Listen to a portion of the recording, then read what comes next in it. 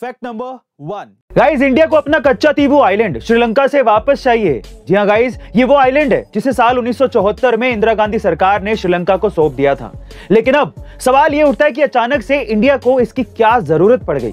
दरअसल ये island India के लिए बहुत ज्यादा इंपॉर्टेंट है, स्पेशली हमारे भारतीय मछुआरों के लिए, जिनकी लाइफ ही यहां से आई मछलियों पर डिपेंड करती है। लेकिन ब्रिटेन के एक रूल की वजह से साल 1974 में एक अग्रीमेंट साइन हुआ, जिसके बाद ये आइलैंड श्रीलंका का हो गया। पर श्रीलंका ने इस चीज का गलत फायदा उठाया और इंडिया के लोगों को यहां आने से बैन कर दिया। यही नहीं, यहां आने वाले सभी मछुआरों को गिरफ्तार भी कर लिया गया।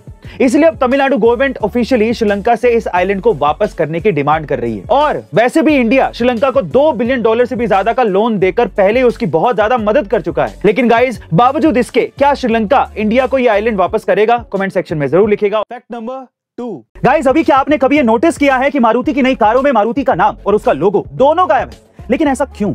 दरअसल इसकी कहानी शुरू होती है साल 1971 से, जब इंदिरा गांधी गवर्नमेंट ने आम लोगों के लिए सस्ती कारें बनाने के उद्देश्य से मारुति मोटर्स लिमिटेड की शुरुआत की थी। लेकिन अगले 10 सालों तक मारुति मोटर्स में कोई भी डेवलपमेंट नहीं हुआ और इसलिए साल 1981 में इंडियन गवर्नमेंट ने जापान की सुजुकी मोटर्स के साथ हाथ मिला लिया।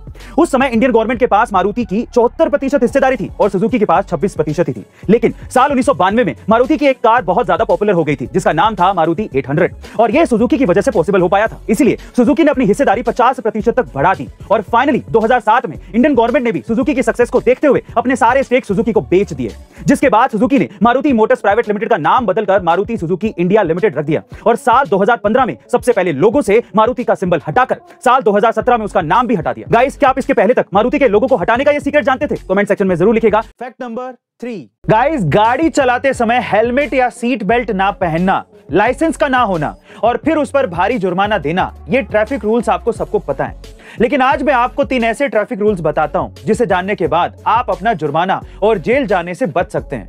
पहला, अगर आपका चालान कोई कांस्टेबल काट रहा है और वो आपसे 100 रुपए से ज्यादा ले रहा है तो आप उसे मना कर सकते हैं, क्योंकि एक कांस्टेबल की चालान काटने की लिमिट 100 रुपए से ज्यादा नहीं होती। दूसरा, अगर कोई भी ट्रैफिक ऑफिसर आपका चालान PUC यानी कि पोल्यूशन अंडर कंट्रोल सर्टिफिकेट के लिए काट रहा है तो आप उसे मना कर सकते हैं, क्योंकि PUC पर चालान सिर्फ RTO ऑफिसर ही काट सकता है। और तीसरा, अगर आप ट्रैफिक पुलिस द्वारा पकड़े जाते हैं तो आपको कोई भी ट्रैफिक पुलिस ऑफिसर अरेस्ट नहीं कर सकता, क्योंकि अरेस्ट करने का राइट ट्रैफिक पुलिस के पास नहीं होता। गाइस, क्या आप इससे पहले तक ये इंटरेस्टिंग ट्रैफिक रूल जानते थे? और अगर नहीं तो कमेंट सेक्शन में जरूर लिखेगा। फैक्ट नंबर 4 गाइस, क्या हो अगर ये पूरी दुनिया सिर्फ और सिर्फ औरतों से भरी हो?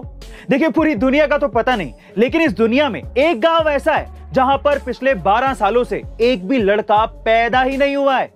जी हाँ गाइस, अब ठीक सुन रहे हैं। द न्यूयॉर्क टाइम्स के मुताबिक ये रहस्यमयी गांव पोलैंड में है और यहाँ पिछले 1 दशक से किसी भी लड़के ने जन्म नहीं लिया है। दरअसल इस गांव में सिर्फ लड़कियां ही पैदा होती हैं और इसीलिए इस इलाके के मेयर ने साल 2019 में यह घोषणा की कि अगर गांव में किसी घर में एक लड़का पैदा होता है तो वो उस परिवार को एक बड़ा इनाम देंगे। यही नहीं, कई साइंटिस्ट भी इस गांव में आकर रिसर्च कर चुके हैं, लेकिन इसके बावजूद भी वो ये जानने में सफल नहीं हुए कि ऐसा क्यों हो रहा है। गाइस, भले ही इस गांव में 300 से ज्यादा लोग रहते हों, लेकिन इस गांव में लड़का पैदा ना होना अभी भी एक रहस्य बना हुआ है। आपको क्या लगता है कि इस गांव में ऐसा क्यों हो रहा है? कमेंट सेक्शन में जरूर लिखेगा और ऐसे अमेजिंग वीडियोस के लिए शेयर, सब्सक्राइब एंड लाइक। मिलते हैं अगली वीडियो में।